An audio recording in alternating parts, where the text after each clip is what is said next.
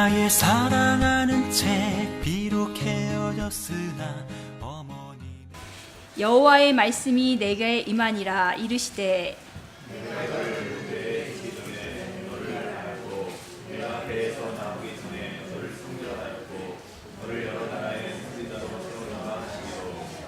내가 이르되 슬프도소이다. 주 여호와여 보소서. 나는 아이라 말할 줄을 알지 못하나이다 하니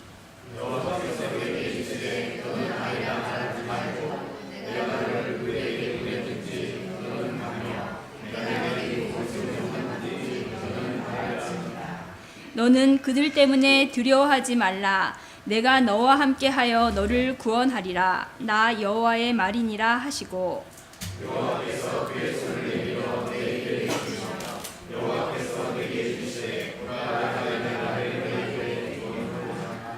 함께 봉독하시겠습니다. 보라, 내가 오늘 너를 나와 여러 왕국 위에 세워 내가 그것들을 꽂고 파괴하며 파멸하고 넘어뜨리며 건설하고 심게 하였느니라 하시니라. 아멘. 20세기를 대표하는 코미디언이자 영화 배우와 감독으로서 이미 하나의 문화적 코드가 된 찰리 채플린에 대해서 잘 아실 것입니다. 그에 대해 관해서 우리가 깊이 잘 알지는 못해도 늘 검은 양복에 검은 중절모 그리고 특유의 코수염을 한 그의 얼굴들은 다 알고 계실 겁니다. 자, 흑백 무성 영화 시절 그는 전 세계인들에게 웃음을 선사해 주었습니다. 그런데 이 찰리 채플린이 이렇게 성공하고 이렇게 유명해지기까지 꼭 필요했던 과정들이 있었습니다. 자, 그는 1889년 영국 런던에 그야말로 찢어지게 가난한 가정에 태어났습니다. 설상가상 어린 시절 그의 아버지는 어린 채플린과 그의 어머니 그리고 그의 형을 남겨둔 채 집을 나가버립니다. 정말 가난했던 가정 형편은 그로 인해서 더욱더 어려워집니다. 그의 어머니는 늘 일자리를 구하지 못하고 전전긍긍하며 살았고 집세도 못 내는 형편이 되었습니다. 한겨울이 아무리 추운 날씨에도 난방을 한다라고 하는 것은 감히 엄두도 못 내었습니다.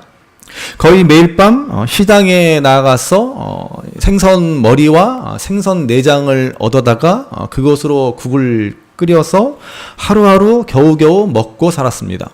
그것도 그나마 없을 때는 끼니를 거를 때가 빈번했습니다. 자, 이처럼 찰리 채플린은 춥고 배고픈 어린 시절을 보냅니다. 그런데 채플린은 이 극도로 어려운 상황에서 우스갯소리를 합니다. 유머를 하기 시작합니다. 어려움에 찌들려 있는 정말로 인생의 삶의 고달픔에 처해 있는 어머니와 형을 웃게 하기 위해서입니다. 자, 그 고통스러운 현실, 그 힘든 현실에 주저하지 않도록 여러 가지 행동으로, 여러 가지 이야기로 어머니와 형을 기쁘게 합니다. 이렇게 웃음으로 그는 추위와 배고픔을 잊으려고 노력했습니다. 채플린은 훗날 이 어린 시절을 회상하며 말하기를 나에게 웃음은 살기 위한 몸부림이었다라고 하였습니다. 자, 채플린에게 있어서 어린 채플린에게 있어서 웃음은 곧 생존의 문제였습니다. 살기 위해 그는 웃음을 만들어냈습니다. 결국 그 불우했던 환경이 그를 전 세계인에게 웃음과 희망을 준 위대한 배우이자 코미디언 찰리 채플린이 되게 한 것입니다. 자, 지난 수요일부터 우리는 사순절을 맞이하였습니다. 사순절은 한자로 넉사자 열순자를 사용하여 사순절 그러는데 말 그대로 40일의 절기다라는 뜻입니다. 자, 부활절 이전에 40일입니다. 40일은 그래서 1년 365일에 대략 10분의 1 정도 되는 기간입니다. 그래서 우리 믿음의 선배들은 이 사순절을 1년의 11조에 해당한다며 이 사순절을 잘 보내야 한 해를 온전히 하나님께 드리는 것이다. 그렇게 여겼습니다. 물론 이 40일만 잘 드린다고 한 해를 드리는 것은 아니겠죠. 그러나 이 40일만큼은 더욱더 경건하게, 더욱더 거룩하게 보내야 한다라고 우리 신앙의 선배들은 노력했던 것입니다.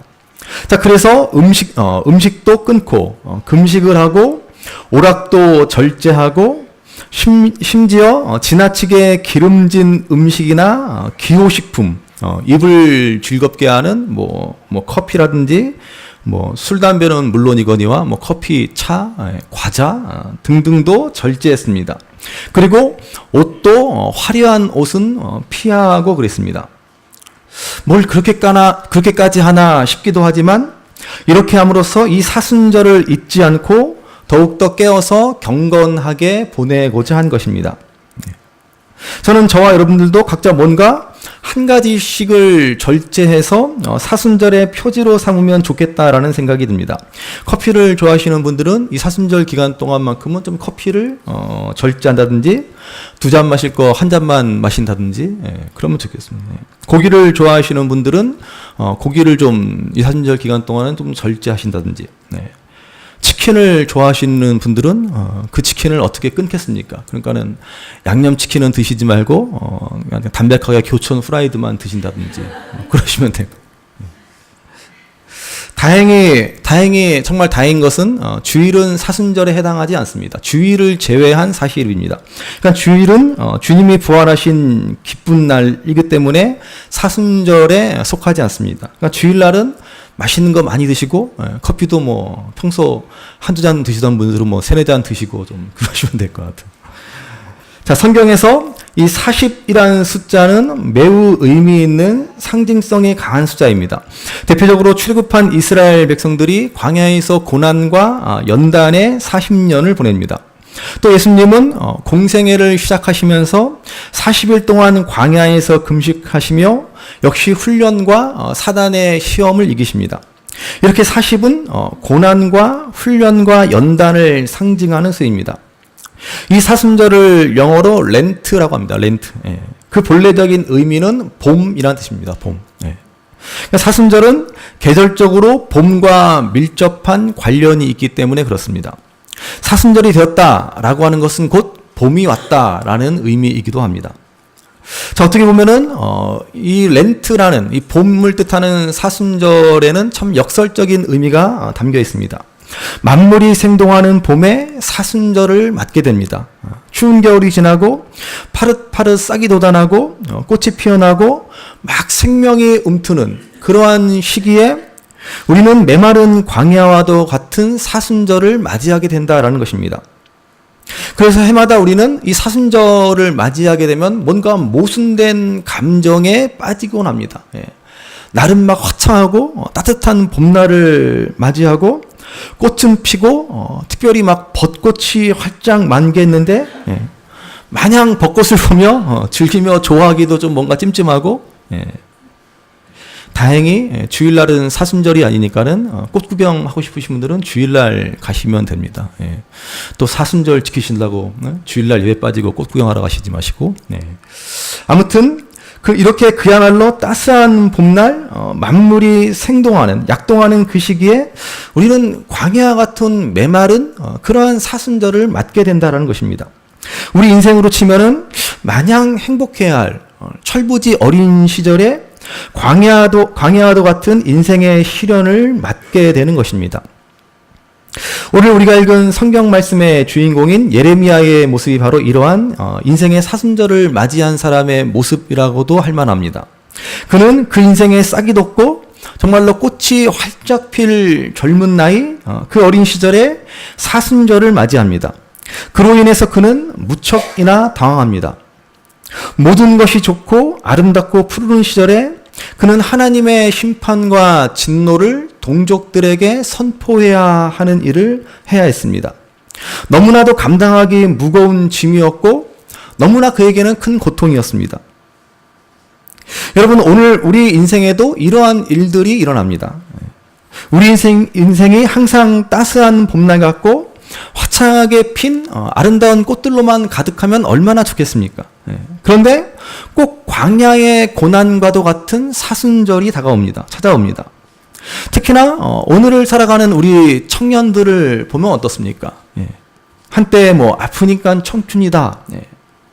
이 시대의 청년들을 대변해주는 그러한 책이 나오기도 했는데요. 저는 그냥 이 책에 대해서 별로 좋아하진 않지만은 얼마나 오늘 이 시대를 살아가는 청년들이 정말로 인생의 가장 봄날과도 같은 청년의 시대를 힘겹게 보내야만 하는지 모릅니다. 그야말로 인생의 사순절이다라고 할 만합니다. 그래서 오늘 본문 말씀을 통해 주시는 하나님의 뜻을 우리는 생각해 보아야 합니다. 예레미야는 인생의 봄날에 찾아온 사순절을 맞아 너무나도 당황했지만 어느덧 그는 하나님의 도구가 되었습니다. 하나님은 그를 통해 부술 것은 부수고 하나님의 구원 역사를 이루실 것이다 라고 약속하십니다. 오늘 우리도 마찬가지입니다. 하나님은 우리를 통해서 하나님의 새 역사를 이루시고자 하나님의 뜻한 바를 성취하시고자 우리 인생의 사순절을 보내게 하시는 것입니다. 처음에 말씀드린 찰리 채플린에게도 봄과 같은 어린 시절에 광야 같은 사순절이 있었습니다. 가난한 가정에서 태어났는데 곧이어 아버지까지도 가정을 버립니다. 인생의 고통과 절망이 너무 일찍 그를 찾아왔습니다. 그러나 그는 그 가운데서도 결코 희망의 끈을 놓지 않습니다. 도리어 가족을 즐겁게 하는 일을 하였습니다. 그래서 근심과 절망으로 점철된 세상에 웃음과 희망을 줄 수 있는 사람이 되었습니다. 예레미야도 마찬가지입니다. 그는 어릴 때 일찍 접한 이 사순절의 고통을 통해서 하나님의 일꾼이 되었습니다. 채플린에게도 예레미야에게도 봄과 함께 사순절이 찾아왔습니다. 너무나도 일찍 그들은 사순절을 맞았지만 사순절이 일찍 찾아온 만큼 그들은 세상에 빛을 발했습니다. 여러분, 우리 인생에는 반드시 광야와 같이 훈련받고 연단받고 고난과 고통을 짊어져야 할 사순절과 같은 시기가 있습니다. 그런데 그때가 따스한 봄날에 찾아오기도 합니다. 그러나 우리는 알고 있습니다. 사순절을 거치지 않고 부활절을 맞이할 수 없다라는 것입니다. 십자가 없이는 부활이 없듯이 사순절의 고통이 없이는 부활의 영광도 없습니다. 믿음의 사람들, 하나님 앞에 귀한 인생을 살아간 사람들은 예외 없이 다 이 광야의 고난과도 같은 인생의 그 연단의 시간, 인생의 사순절을 잘 보낸 사람들입니다. 여러분, 올 한 해도 어김없이 우리는 사순절을 맞았습니다. 사순절은 이 절제와 경건의 시간들을 통해서 우리가 온전한 하나님의 사람이 되게 하고 우리를 하나님의 영광에 온전히 참여하도록 하시기 위한 것입니다. 얼마나 이것이 우리에게 감사한 일입니까? 그런데 과연 그렇습니까? 오늘 예레미야의 반응을 보면 그런 것 같지는 않습니다. 하나님의 부르심 앞에 예레미야는 어떻게 반응하는지를 한번 보시기 바랍니다. 자, 오늘 본문 6절 말씀을 한번 다시 읽어 보시기 바랍니다. 6절 말씀 같이 읽겠습니다. 내가 이르되 슬프도소이다 주 여호와여 보소서 나는 아이라 말할 줄을 알지 못하이다 하니. 아멘. 자, 예레미야는 인생의 봄과 함께 찾아온 사순절을 거부하고 있습니다. 그러나 아직 사순절을 맞이할 준비가 되어 있지 않습니다. 어떤 면에서 그가 준비가 안 되어 있습니까? 5절 말씀 같이 한번 읽어보겠습니다. 내가 너를 모태에 짓기 전에 너를 알았고 내가 배에서 나오기 전에 너를 성별하였고 너를 여러 나라의 선지자로 세웠노라 하시기로. 아멘. 자, 예레미야는 성별된 사람입니다. 태어나기도 전에 그는 하나님으로부터 구별함을 입었습니다. 다른 사람과는 달리 하나님이 생각하였습니다. 아니, 다른 사람들과 다르게 하셨습니다. 그래서 그를 열방의 선지자로 세우신 것입니다. 여러분, 세상과 다르지 않고 어떻게 선지자의 사명을 감당할 수 있겠습니까?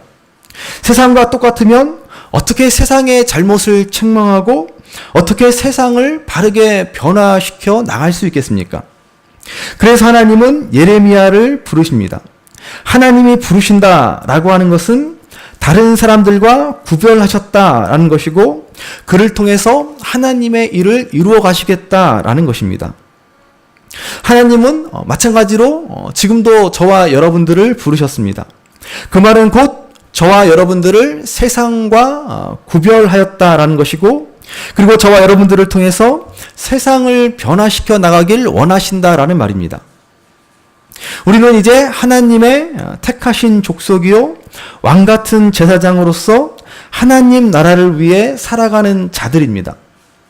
그러므로 오늘 우리가 이 하나님의 부름에 응답해서 하나님 나라와 의를 구하는 삶을 살아가고자 한다면 우리는 마땅히 세상과 구별되어야 합니다.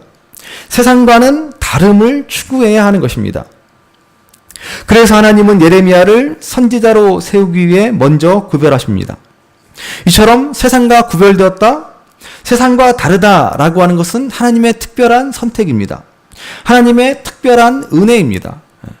그러니 여러분, 세상과 다르다라고 하는 것이 얼마나 좋은 것입니까? 그런데 예레미야는 하나님의 말씀을 듣고 오히려 두려워합니다. 사실 여러분, 남들과 다르다라고 하는 것은 언뜻 듣기에는 좋은 것 같지만 사실 얼마나 두려운 일입니까? 특히나 우리나라와 같이 개인주의가 발달되지 못한 나라에서는 남과 다르다라고 하는 것은 그렇게 좋게 여기지지 않습니다. 그래서 모난 돌이 정 맞는다라는 말이 있는 것처럼 그냥 둥글둥글 튀지 않고 가만히 있는 게, 그냥 가만히 있어서 중간 가는 게 제일 좋다라고 우리는 그렇게 생각하지 않습니까? 결코 남과 다른 것, 남들보다 튀는 것을 용납하지 못합니다. 특히나 어린이들에게는 남과 다르다라고 하는 것은 굉장한 두려움으로 다가올 수 있습니다. 그래서 예레미야는 슬프도소이다라고 이 하나님의 부르심 앞에 탄식합니까? 여기에는 하나님 왜 나를 부르셨습니까? 왜 내가 해야 됩니까? 라고 하는 원망이 담겨져 있는 것입니다. 이처럼 여러분, 다르다라고 하는 것은 고통스러운 일이고 힘든 일입니다. 이 땅에 끊임없이, 인류에 끊임없이 고통을 안겨준 것도 여러분 다르다라는 이유 때문이지 않습니까? 이 다름, 구별, 차이가 미움을 낳고 증오를 낳지 않습니까? 얼마나 지금까지 인류는 서로 다르다는 이유로 대립하고 미워하고 무시하고 잔악한 일들을 장해왔습니까? 다르다라고 하는 것은 큰 고통을 안겨줍니다. 오늘 예레미야는 그래서 하나님이 구별해서 세웠다라는 사실에 기쁨보다는 슬퍼합니다. 이러한 예레미야에 대해서 캐서린 노리스라고 하는 신학자가 한 칼럼을 썼는데 그 제목이 특이합니다. 제가 어저께 이 제목을 여러분들에게 정확하게 전달하기 위해서 무려 2시간 동안 영어 발음 연습을 했는데 잘 될까 모르겠습니다. 예레미야 the necessary order라는 것이죠. 예레미야 the necessary order. 굳이 한국말로 번역하자면 예레미야 꼭 필요한 다른 사람. 여러분, 예레미야는요 태어나기 전부터 다른 사람으로 택함을 입었습니다. 그러기에 그는 이스라엘의 가장 어려운 시기에 큰 일을 감당하는 선지자가 될 수 있었습니다. 이를 위해서 꼭 필요한 다른 사람이 되었다라는 것입니다. 그래서 또한 노리스 교리스는 말합니다. 우리 모두에게는 각자에게 주어진 necessary order가 있다. 우리에게는 꼭 필요한 다름이 있다라는 것입니다. 내가 남과 다르다라고 하는 것, 그것이 때로는 뭐 자랑이 될 수도 있고, 그것이 때로는 우월한 일이 될 수도 있지만은, 그것이 때로는 참으로 부끄럽고 감추고 싶고, 나는 왜 남들과 다르지? 라고 생각하는 것들이 될 수 있지만, 그 남과 다르다라고 하는 것은 하나님이 나에게 정해주신 세상을 위해서 꼭 필요한 일이다라고 캐서린 노리스는 말합니다. 우리는 남과 다르다라고 하는 것을 결코 환영하지 않습니다. 감추려고 합니다. 결과는 우리가 세상에서 해야 할 일, 다른 사람은 하지 못하고 나만이 할 수 있는 일, 그 일을 하지 못하고 세상은 점점 더 하나님의 뜻대로 나아가지 못하고 만다라는 것입니다. 캐서린 노리스는 그래서 결론적으로 말합니다. 예수님이야말로 진정한 더 necessary order이셨다. 그분이야말로 세상과는 너무나도 다른 분이셨다라는 것 아닙니까? 여러분, 예수님의 삶 자체는 너무나 세상과는 정반대이지 않으셨습니까? 그분은 태어날 때부터 온 세상의 왕으로 오신 분이 가장 비참하고 낮은 말구 위에 오시지 않았습니까? 완전히 세상과는 다른 파격이죠. 제가 늘 강조하지만은 그분은 왕으로서 이 땅에 오셨음에도 불구하고 섬김을 받기를 원하신 것이 아니라 뭘 원하세요? 섬기기를 원하신다라고 말씀하지 않습니까? 세상과는 너무나 다릅니다. 특별히 공생애를 시작하시면서 광야에서 40일을 금식하며 사탄에게 시험을 받지 않으십니까? 그때 사탄의 시험이 무엇입니까? 여러분, 이 사탄의 시험은 뭐 그리 대단하고 거창한 것이 아닙니다. 이 시험은 온 세상 사람들도 당하고 있고 오늘 저와 여러분들도 당하고 있는 시험입니다. 그 시험이 뭐예요? 바로 돈과 명예와 권력에 대한 시험입니다. 누구나 바라고 누구나 좋다고 여기는 이것들, 지금도 우리가 쫓아가기에 여념이 없는 돈과 명예와 권력. 여러분, 사탄은 이것으로 지금도 우리들을 시험하고 있습니다. 온 세상 사람들이 이 시험을 받습니다. 그런데 이것을 예수님은 말씀으로 단호히 물리치십니다. 세상과는 완전히 다름을 추구하신 것이죠. 그리고 이 다름으로 그분은 마침내 십자가를 지셨고 저와 여러분들 그리고 온 세상을 구원하셨습니다. 할렐루야. 별로 기쁘지 않으시군요. 다시 한번, 예수님은 이 다름으로 십자가를 지셔서 온 세상을, 특별히 저와 여러분을 구원하셨습니다. 할렐루야. 기뻐하셔야 돼요. 얼마나 기쁜 일입니까? 우리가 이걸로 기뻐하지 않으면 도대체 뭘로 기뻐합니까? 그러니까 여러분, 예수님만 시험을 받으신 것이 아닙니다. 오늘 우리도 여전히 그 시험 가운데 있습니다. 온 세상 사람들이 당하는 이 유혹을 지금 우리도 받고 있습니다. 여러분, 사순절의 의미는 바로 여기에 있습니다. 단순히 뭐 금식하고 내 몸을 힘들게 해서 종교적 고행을 쌓고 뭐 커피 안 마시고 치킨은 교촌 프라이드만 먹고 그런다고 해서 되는 것이 아닙니다. 우리는 세상과 다르다, 우리는 세상과 구별되었다라는 이 사실을 확인하고 다름을 추구하는 절기가 바로 이 사순절입니다. 이스라엘 백성들이 애굽을 나와 광야 40년의 시간을 지낸 것도 역시 바로 이 다름을 배우고 이 다름을 훈련하는 시간이었습니다. 그래서 출애굽을 영어로 엑소더스라고 그러지 않습니까? 엑소더스. 엑소더스가 뭐예요? 엑소더스는 헬라에서 파생된 말로 엑스라는 말은 어디에서 나오다. 호도스는 질서, 법칙을 의미합니다. 그러니까 출애굽, 엑소더스는 무슨 말입니까? 질서, 법칙에서 나오다라는 말입니다. 무슨 말입니까? 애굽이라고 하는 세상 질서, 애굽이라는 세상 법칙에서 탈출하는 것이 바로 출애굽입니다. 세상과는 다른 길을 가겠다라는 말입니다. 그래서 그들은 광야에서 40년 동안 훈련받고 연단받았습니다. 그들은 거기에서 세상을 따르고 세상을 믿는 법이 아니라 하나님을 믿고 따르는 법을 배우는 것입니다. 여러분, 우리가 그리스도인이 된다라고 하는 것은 세상과는 다른 기준, 세상과는 다른 가치관, 세상과는 다른 길로 나아가는 것이 아닙니까? 왜냐하면 세상과 다른 이 길을 성경이 우리에게 말해주기 때문입니다. 그러니까 이런 다른 기준, 다른 가치관을 가지고 살아갈 때 세상은 우리를 경계하고 세상은 우리를 때로는 조롱하고 세상은 우리를 핍박하기도 하지만 또 한편으로는 세상은 우리를 보고 놀라워합니다. 어떻게 저 길을 갈 수 있지? 그때부터 우리는 세상을 향한 충격과 도전과 감동을 주는 삶을 살아갈 수 있는 것입니다. 결코 세상과 똑같이 살아서는, 세상을 따라가서는 그러한 삶을 살아갈 수 없는 것이죠. 그래서 하나님은 출애굽한 이스라엘 백성들을 향해서 뭐라고 말씀하십니까? 내가 거룩하니 너희도 거룩하라 라고 말씀하는 것 아닙니까? 무슨 말씀이에요? 너희는 세상과 구별되어야 한다? 너희는 세상과 달라야 한다라고 말씀하는 것 아닙니까?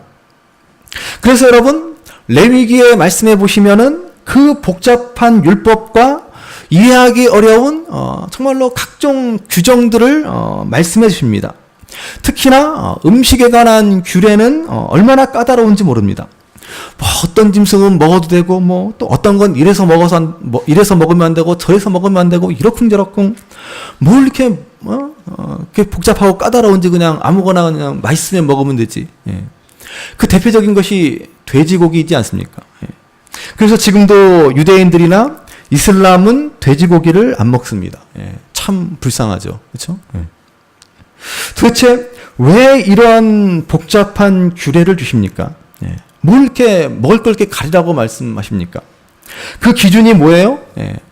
어떤 것을 기준으로 삼습니까? 예. 정답은 아무도 모른다입니다. 예. 많은 신학자들이 여기에 대한 해답을 제시하려고 했지만은 무슨 기준으로 저걸 정하신 거야? 예. 아무도 모릅니다. 그러나 한 가지 확실한 것은 어떤 기준으로 정한 동물, 부정한 동물, 먹어도 되는 동물, 먹으면 안 되는 동물을 정하셨는지는 모르지만은 하나님이 이러한 규례를 정해주신 이유는 분명합니다. 이 모든 규례들을 통해서 하나님은 이스라엘 백성들이 늘 거룩을 추구하도록 하신 것입니다. 무엇보다도 생활에 밀접한 음식에 관한 규례들을 통해서 하나님 앞에서 늘 성결하고 거룩한 삶을 살도록 하신 것입니다. 단순히 먹고 안 먹고가 거룩하고 거룩하지 않고를 정하는 것이 아니라 예수님 말씀대로 먹었기 때문에 더러워지고 먹지 않았기 때문에 깨끗해지고 그런 것이 아니라 이러한 기준을 가지고 살아감으로써 늘 자신을 경계하도록 하신 것입니다. 한마디로 기호, 표지로 삼게 하신 것입니다. 그래서 그들은 이 다양하고 복잡한 규례를 늘 생각하시면서 우리는 그저 아무 생각 없이 살아가는 사람들이 아니라 우리는 하나님의 백성으로 거룩한 삶을 살아가야 한다라는 사실을 늘 기억했어야 한다라는 말입니다. 인생을 그저 아무 생각 없이 그저 먹고 마시고 살아가는 것이 아니라 무리가 되어서 아무 생각 없는 사람들로서 살아가는 것이 아니라 그래서 바람에 나는 겨와 같이 세상 풍조를 따라 이리 갔다 저리 갔다 흔들리는 삶이 아니라 내가 거룩하니 너희도 거룩하라 라는 하나님의 말씀과 같이 항상 먹을 것 앞에서 내가 지금 거룩한 삶을 살아가고 있는가? 내가 지금 바른 것을 먹고 있는가? 늘 이러한 생각으로 내가 지금 거룩한 삶을 추구하고 있는가를 생각하며 살아가도록 하신 것입니다. 여러분, 우리가 지금 맞이한 사순절은 바로 이러한 절기입니다. 우리는 항상 세상과 구별된 존재, 세상과 다른 삶을 살아가야 하는 사람들이지만 사순절은 특별히 이것을 상기하는 절기입니다. 그래서 특별히 이 사순절 절기를 통해서 우리는 세상 욕심을 따라 살았던 우리들의 모습을 되돌아보고 세상에서의 성공과 번영을 추구하던 안일한 삶을 반성하며 더욱 경건과 절제에 힘쓰는 절기인 것입니다. 필립 얀시는 말합니다. 그가 쓴 책 하나님 당신께 실망했습니다 라는 책에서 보는 대로 여러분, 오늘날 기독교인들은 하나님께 너무나 실망하고 있습니다. 그 이유는 뭐예요? 하나님은 나를 돌보시지 않는다라는 것이죠. 하나님은 내게 불공평하시고 하나님은 내 기도에 응답하지 않으시고 내가 원하는 바를 절대로 들어주시지 않는다. 그 생각에 사람들은 하나님 정말 실망입니다 라고 말한다는 것입니다. 물론 겉으로 말은 못하죠.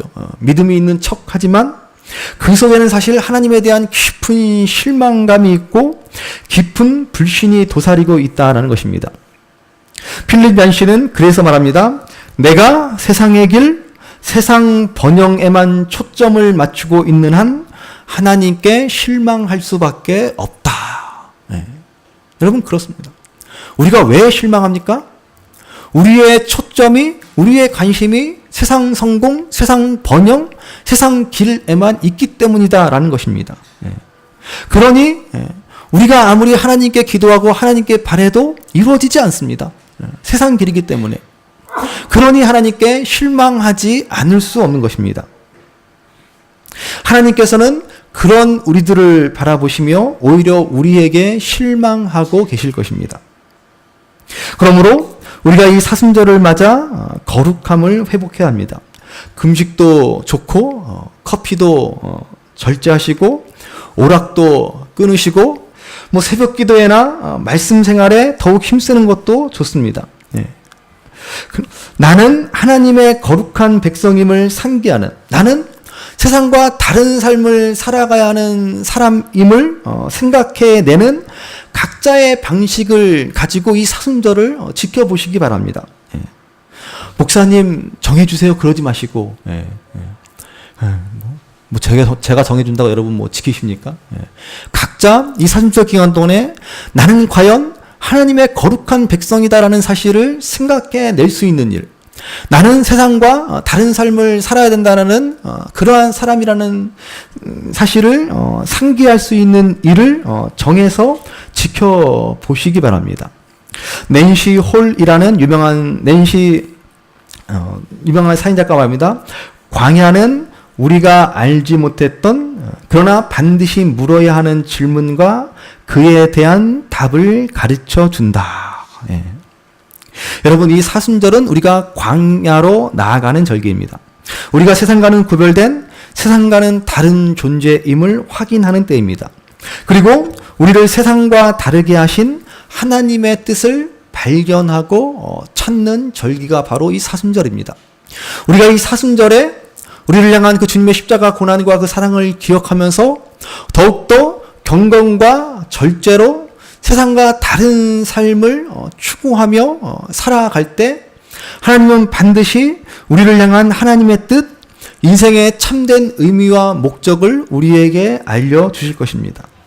그러므로 우리가 이번 사순절을 통해서 더욱더 절제하고 끊고 경건을 훈련하는 데 힘씀으로써 우리는 주님을 따르는 세상과 다른 존재임을 확인하고 진정 하나님이 원하시는, 하나님이 기뻐하시는 참 하나님 자녀의 삶을 살아가실 수 있는 저와 여러분들 되시기를 주님의 이름으로 간절히 바랍니다.